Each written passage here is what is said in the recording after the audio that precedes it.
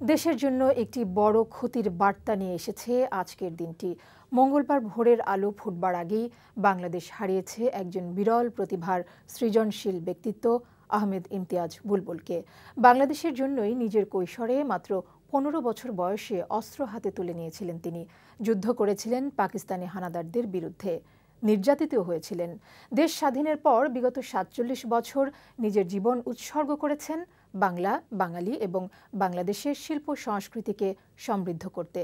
মাত্র 63 বছর বয়সে বুলবুলের মতো একজন লড়াকু দেশপ্রেমিক সুরস্রষ্টার প্রয়াণ অপূরণীয় ক্ষতি। এস এম সুমনের প্রতিবেদন। বিশ্ব দেখে অবাক চোখে আমার দেশের কৃষ্টি, তোমার খবর নিতে মাগো রাখবো সজাগ দৃষ্টি। এই গানের সুরস্রষ্টা আহমেদ ইমতিয়াজ বুলবুল।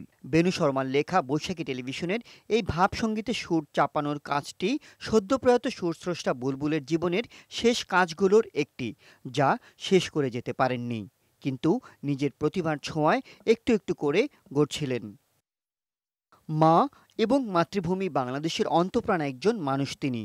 দেশের সুর সঙ্গীতকে সমৃদ্ধ করার জন্য যে সকল কিংবদন্তি চির অম্লান থাকবে, তাদের একজন বুলবুল।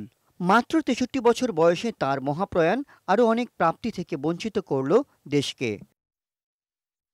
৭১ মহান মুক্তিযুদ্ধের রণাঙ্গনের যোদ্ধা তিনি। পড়ালেখা আর খেলার বয়সে অস্ত্র হাতে তুলে নেয় এই অকুতোভয় প্রাণ।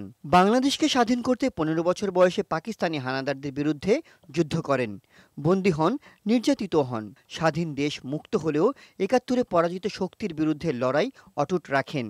৭১ যুদ্ধাপরাধীদের নেতা কুখ্যাত গোলাম আজমের মামলায় গণহত্যার সাক্ষ্য দেন। ২০১৩ সালে রেললাইনের পারে ভাইয়ের লাশ পান।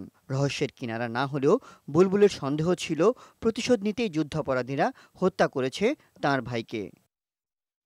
70-এর দশকের শেষে বাংলা চলচ্চিত্রের সঙ্গীত পরিচালক হিসেবে আবির্ভূত হন এই সুরস্রষ্টা ও গীতিকার। এই সাধনাতেই ছিলেন জীবনের শেষ অবধি। 21 পদকসহ পেয়েছেন অনেক জাতীয় পুরস্কার ও রাষ্ট্রীয় সম্মান। রেখে গেছেন 24 বছর বয়সী একমাত্র পুত্র সন্তানকে। বুলবুলের প্রয়াণ শুধু শিল্প সংস্কৃতির জগৎকে নয়, দুঃখ ভারাক্রান্ত করেছে গোটা দেশকে।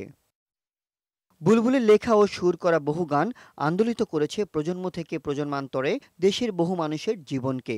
তার সৃষ্টি চির অমলিন একটি সঙ্গীতের মতোই।